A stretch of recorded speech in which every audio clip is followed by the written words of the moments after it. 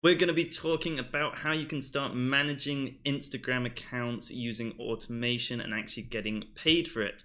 So what's great about this is hopefully if you take all this information and start applying it, you're going to get a return on investment for, actually enrolling and purchasing this course, starting to put the skills you've learned in all the lessons here, put them out into the real world and start making some money, which of course I want you to do. You've, gone through all these lessons, you've learned really awesome skills. People will definitely pay you for these skills, so why not put them out there and make a little bit of cash back. So yeah, what we're going to be talking about here is managing Instagram accounts. So like I said before, I'm going to walk you through step by step on how to do it from a beginner perspective. After all, this is a business model on its own, so it's a huge beast. There's a lot to cover, but I'm just going to sort of break it down in really simple terms just for anyone who's getting started into it, giving you a whole overview of what it's about, how much you should charge, how to get clients, all that good stuff. Let's get into it. So this one's going to be quick. Like I said, we're going to be managing client accounts. You're just going to get paid to grow people's profiles on Instagram. You can automate it, of course. You can clean up their profile. We're going to get into all that stuff, what you can offer in a minute. And that is obviously going to be through leveraging the skills you've learned in this course to actually start making money back. And here is how to do it. So what we're going to talk about first, and just to quickly show you, is the business model. So it's really simple and clear in your head. It's nothing crazy. It's a really simple funnel on how you get clients. So the first one is to actually just find clients. Funnily enough, the first step is always the hardest. Like in any business out there, you need to go and find clients. That is the hardest thing, to get people, who are actually interested and want to purchase your service. So once you've found some clients, hopefully you now will get some customers. They're interested. They say, yes, we are definitely, wanting to work with you. And then they will pay you. Pretty simple. I either use PayPal or I also use Stripe as my two payment processors. I recommend PayPal for anyone getting started off because it's really simple and easy. But Stripe is also another great option. I just use them both together. Once they pay you, you then will set up their account, in Java. You can also clean up their bio, optimize it, change maybe their profile picture if it's not good, remove any, crappy content and posts they've uploaded. Just do the whole sort of cleanup, set them up, and then you are good to go.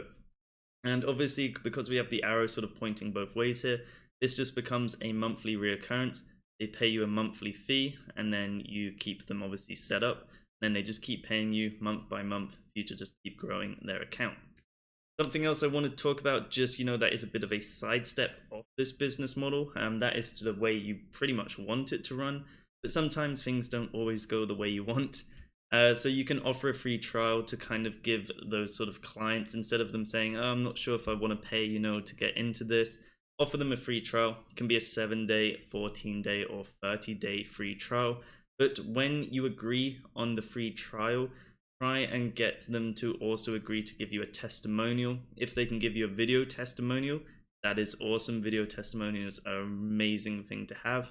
But at the end of the day, just a written testimonial will also work, because then you can use them for other customers. If they're saying, oh, what are the results other people have got, or what is, other clients saying about you.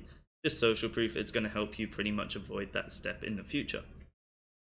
So after all this is done, you've got your first customer, you've set them up. Pretty much you just then have to rinse, repeat. It's just sort of go down the chain, find a client, new customer, they pay you, set them up, find new client, you get the whole idea. And then what's also really awesome about this business model is a lot of customers that you get will also start referring their friends, and you can obviously set up a referral scheme here. A scheme isn't really like the good word to use, just a referral system. So if a client refers someone, you can say, hey, you're going to get $25 off, your next monthly payment or whatever, discount them on their next payment. Just obviously make sure the client says you referred them, everything is good. And a lot of these clients, because they are going to be mostly businesses or sort of public figures where they, like a personal trainer or an artist, so they sing and make music, they're going to have other friends who do the same thing. They'll refer them in, so it's kind of a nice little loop that feeds into your funnel. So yeah, that's it. That is the business model. Really simple and easy. Let's get into how you can actually start getting those clients, because like I said, this is the hardest part of it all, but it's the most scary part as well. But once you get comfortable, once you start doing it, learning the process, you're going to find your own sort of niche way of doing it, your own sort of knack. and it's going to start working really well for you. So the step I always say to people who are a little bit, on edge of getting into this, they don't really know where to begin, just go ask your friends. They're generally going to be the easiest to talk to. They're going to be, actually also give you some feedback as well at the end of the day and be a bit more harsh, which can be nice depending on the friends you have, of course. Some of them will be really nice as well. But yeah, just ask friends. And the biggest mistake people do here is they'll just go ask friends who just have a general Instagram account. So I've got, friends who just have Instagram accounts. They don't really care if they grow, gain followers, more engagement. So ask friends that are maybe involved, in an actual business or trying to be an influencer. Maybe they, freelance on the side. Maybe they DJ and they want, more like gigs and stuff. Ask friends who would have more of an actual outcome goal. They're sort of driving towards an actual conversion at the end of the day, because they'll be more interested. You also can cold call and email businesses in your area. So this one is the most scary because, you're just pretty much reaching out and hoping not to get rejected. But, it's not really that bad at the end of the day. If you don't try, you'll never find out. But when you do this, what you should do is try and audit their Instagram account. And what I mean by this is just tell them in a nice way, hey, this is where your Instagram account sucks. So maybe, their logo isn't optimized for like a mobile. It's like really tiny. Maybe their bio isn't optimized. Maybe they're not using like keywords in their bio, like a hashtag as well. Maybe they're not driving to a mobile, friendly URL or a landing page. In fact, maybe they're sending people to their homepage. All stuff like this, you can just tell them about it, say it in a nice way. Don't just, say, hey, your Instagram account sucks, like blah, blah, blah. You do want to offer, insights in how to actually improve all this stuff. And then at the end of it, say, hey, I can fix it, or your agency can fix it. And then obviously, get in touch, say, hey, we can set up a free consultation call, be more than happy. And then we can also start helping you actually grow, gain more followers, which will lead into more customer sales, all that good stuff. Next up is you can actually just make a business account yourself. So this will be an account dedicated for the service you're providing. So this sort of rolls into the idea of actually just starting a social media marketing agency. We'll get to that a little bit later in this lesson. But you just create an account and then you start automating it and trying to target people you would believe would be interested in your service. You're going to put in your bio, we help entrepreneurs grow their Instagram accounts, or small businesses grow their Instagram accounts, etc. Link to your page for a free consultation call, etc. This is another way, use your skills and actually start targeting people passively. And then, of course, just let everyone know in general that you're doing it, because word of mouth will spread. People be like, oh yeah, I remember, John was talking about he's managing Instagram accounts or helping people grow them. You should, hook up with him. He offers, a free consultation call, all that good stuff. So yeah, these are just the typical ways of doing it. If you have other ideas in your head, use them. Go out and explore. You need to test. Business is all about testing different methods. There's plenty of ways you can do it. You could put up flyers around your town. You could, actually just physically walk into businesses and say, hey, look, here's one of my Instagram accounts at like 20,000 followers. Would you like me to, help you guys grow? Or would you like to sit down at one time and, we'll audit your Instagram account together and I'll recommend what we can do. You just got to put yourself out there. Pretty much it may seem like a lot of investment up front, but what we're going to get into next is actually how much money you can make off this. And then when you think about sitting down with someone for an hour for free, and then sort of the money that it can lead on to, it doesn't actually seem that bad. So pricing strategy, like I said, we're going to talk about how much you can make here. And this pricing strategy is not the one I personally use now, because the way I've structured this is when I believe, it was when I was first starting off with this whole business. And I felt a little bit uncomfortable, mainly in the sense of I didn't trust myself, even though I knew everything very well, to actually manage other people's accounts and get them those results. So I felt a bit uncomfortable asking for a lot of money to manage someone's account back in the day, pretty much. So I do charge a little bit more now, and I'll tell you what I charge at the end of this. But this is the pricing strategy I recommend for anyone getting into it, because firstly, you're going to still make really good money. It's definitely a fair pricing strategy for both parties involved. And what's great is that the pricing strategy increases as you get more confident and more comfortable, bringing in accounts, using proxies, etc. So the first one is 1 to 5 clients. I recommend you just start off charging $100 per month. Some other people here will also charge $50 per month. It's honestly up to you. It's firstly what you think your time is worth, what your value is worth. And some clients as well, depending on what they're expecting, this is what I always have in my mind when I work with people, is what do they expect out of this? If they're gaining maybe 1,000 new followers a month, which is just really average if you're automating, but let's say 10% of those turn into customers, which would be like really obviously good and high conversion. And let's just say 100 people turn into that. All of a sudden, those sales could be over $1,000 just in sales. But if they only pay $50 a month, they're thinking, oh, we're getting the best deal of our life. So think in terms, what is it that they're getting out of your service while you're doing this whole pricing. But $50 to $100 per month when you're just first starting is a nice area to begin with. Then I recommend on your next 5 to 10 clients is just going up to $150 per month. You're a bit more comfortable and charging $150. It seems reasonable for running this account. That's going to make you another $750 on top of that $500. These numbers start stacking. You're already in the plus 1,000 range, which is great. And then your 10 to 15 clients, you can start charging $200 per month, and that's obviously going to be for an extra 5 clients, $1,000. So what you can think of in terms of this is if you just cancel all these out, you can pretty much just start with 20 clients, and if you just charge $200 from the bat, that's going to be $4,000 per month.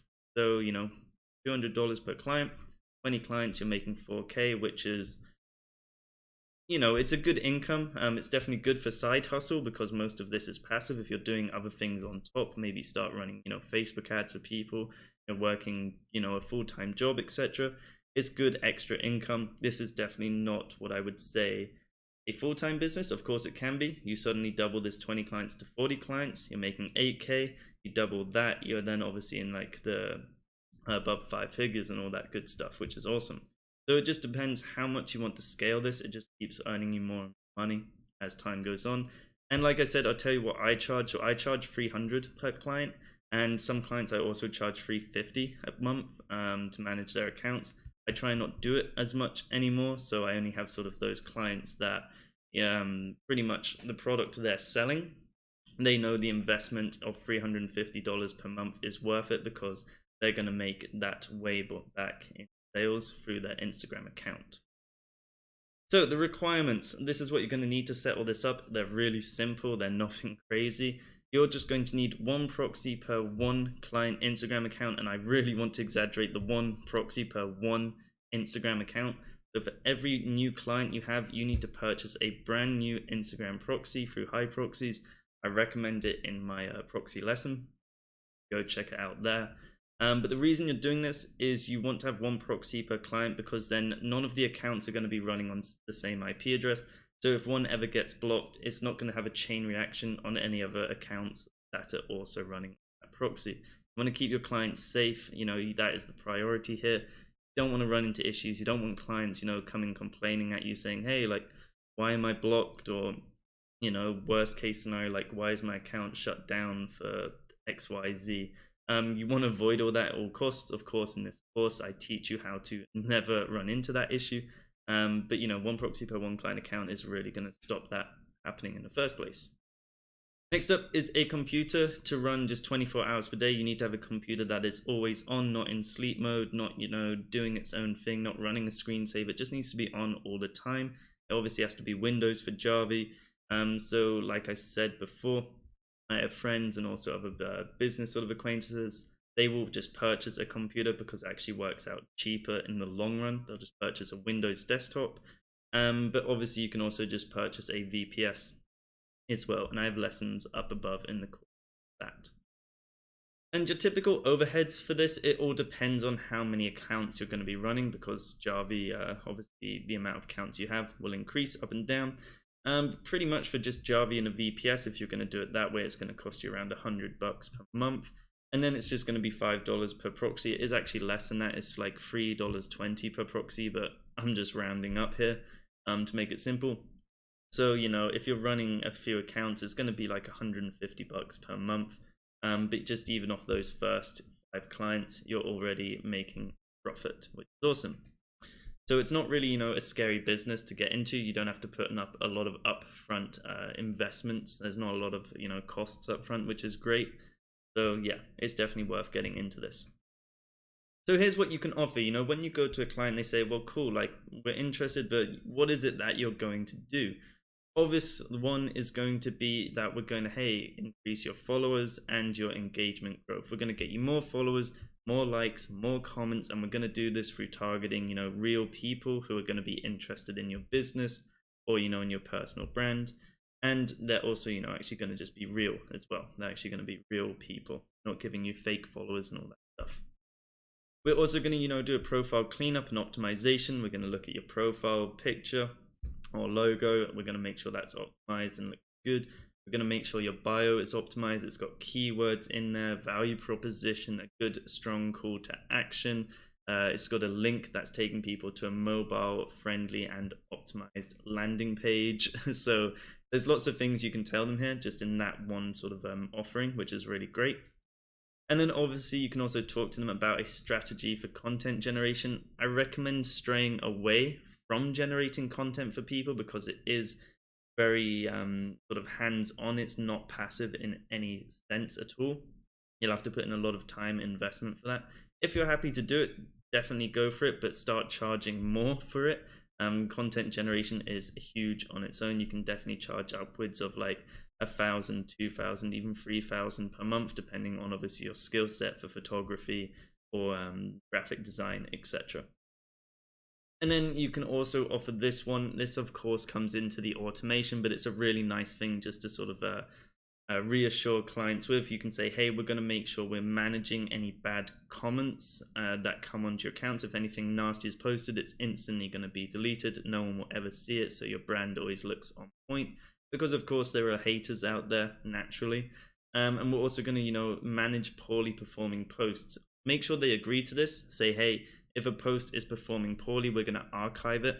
We talk about this up in the settings in the course for the automation section. But, you know, you can actually remove those poor posts as well, which is a really nice feature to show the account is, you know, really good quality. And of course, what you can add on top of that is say, hey, Instagram advertising and retargeting funnels. If you want to dive into actual paid Instagram ads, you also know how to do that as well, because we talk about it in this course.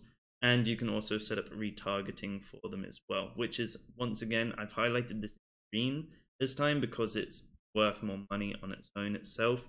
I know we talked about the pricing strategy before this. Start charging more for these, whatever you believe your time is worth. I would typically charge $100 per hour just for setting up stuff, just for setting up. If they want me to run and manage it, I look at it more as a whole month basis, where once again I say, cool, if we're setting up ads, their product is, let's say, 1,000 per purchase, and it's like, let's just say it's net profit 1,000.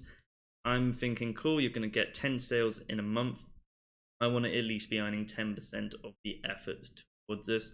So I want to be paid, you know, 1,000, because I'd be making 1,000 of sales. It'd be more than that, but you know, that's the way I like to think of it. And I'm going to give you sort of freedom on it, but that is the way I do things. So recommended, you know, these are things I recommend you have. It's a website, it makes you look more professional, and it's a sort of form factor of starting up a social media or digital marketing agency. So like I said, start a digital marketing agency. This can also cover other things such as building websites or doing SEO or Facebook ads or Instagram ads or Google AdWords or I said SEO already, but you know, those sort of form factors as well as sort of graphic design, etc. So I personally love using Webflow to build sites. That's what I built Social Dasher on. It's what I built AaronWard.com on. It's also what I build courses.aaronward.com sales pages on. So the sales page for Instagram Mastermind was built through Webflow. It's really awesome. Pretty much the way to describe it is that it builds very seamlessly and well written code, but it's all in a front-end builder. So most front-end builders out there are terrible. Don't use them. for example, like Wix, Squarespace, all those, while they seem very nice and good, they don't actually write really good code in the back end. Webflow is a pretty hidden gem. Not a lot of people know about it, but big companies use it. And it's really simple and easy to use after you get familiar with it, but I just recommend it. So I'll have a link down below if you want to go check them out. And what you should do on this website is list your services, your reviews. You should also provide just one clear call to action, which I recommend being a free consultation call, which you'll just do on Skype, or you can do on your phone, you can do on Facebook Messenger. Feel free, to have control over this. These are just recommendations. Here's sort of an example, of a website that is a bit more mainstream in what they're doing, but you can go check them out. Go check out Upleap, because it's upleap.com, by the way. They list, what they do, but in essence, they're sort of more, like I said, a bigger organization. But they have a really nicely designed website. It'll give you some examples if you want to go out there and create one and understand what you should be including on your site. So here's my final thoughts, because it has been quite a long lesson and there's a lot to consume here. Don't want to overwhelm you too much. But just let your clients know you're using automation. You don't have to put it out there in big open letters, but make them aware of it, just in case anything does happen, and make sure that they're agreeing to let you do this, because on the same page, you and I both know that automation isn't 100% seen as a good thing in Instagram's eyes. But of course, everything we've done in this course is to not spam the platform. That's what Instagram hates. They don't want people spamming it, ruining other users' experience. Work with it, make other people's experience better, then there's going to be no issue. But let them know it's just fair, it's a moral thing to do. Make sure they agree, like I said, that anything goes wrong, you're just not liable with their account. Because if you do get a client and anything does go wrong, even if it's just a block and they sort of freak out on you, at least you have a contract to back you up. Just throw it in like size 10 font at the end or something. I don't mind how you do it. I just have mine as normal. Pretty much you can even just get it, done in a one-page contract. But pretty simple to make. You also don't need to register a business. I get asked this question a lot. They're like, oh, should I register for a business if I'm starting up this whole agency? You can do. There's nothing wrong with it. I recommend it if you're definitely serious. But in the beginning, you just don't need to do that. If you're not making money in your business, there's no need to register it. Wait until you start actually making some money, and if things start getting serious, then go register as a business. But also still do consider the money you make from the beginning, because it is going to be considered as taxable income. You're making income still, so it's taxable. So try and keep record of it. I like to use QuickBooks.com. I use the online version of QuickBooks to do all my finances, just to let you know. And it's a really easy way of tracking everything like that. So I recommend it if you don't track your finances for anything. And then, just to sort of close things off, if you're wondering, should I get into this and maybe on the fence, not sure, just start it as a side hustle and just see what happens. Hey, even if you get one account, that's it, $50 per month, with your overheads, you're still going to make maybe an extra $30 per month. That's not bad. It's just an extra $30. It's like 3 meals or 2 meals, depending on where you go. Extra money is extra money at the end of the day. Just start it small, slowly get the ropes, slowly build up. These things don't happen instantly overnight. There's no such thing as overnight success. It takes time, and the most important thing about any business is just consistency. It doesn't really matter what you're doing, as long as you just stay consistent until, as morbid as this sounds, you end up in a grave. But if you just stay consistent and keep doing things, you're just going to have ups days and down days, but just keep going and it will actually work out in the end. So with that being said, that is how to run a sort of social media marketing agency, or should I just say Instagram account management service. Go use it, enjoy it, make it your own thing. I like to leave a little bit of freedom when it comes to this business model specifically, because like I said, I have so many friends that do it and we all do it in such a different way. We all get clients in a different way. We all like to, talk to, do our sort of a free consultation in a different way. Some of, my friends don't even do it. So just, you have to sort of learn and mold this to how you like at the end of the day. But if you have any comments, any questions, or want to even share your own personal experience, maybe you're already doing it, please feel free to leave a comment down below. More than happy to, start helping people out. And like I said, if you're already involved with this, please feel free to share your experience to help out other people who are maybe getting started with this. Other than that, I will see you in the next lesson.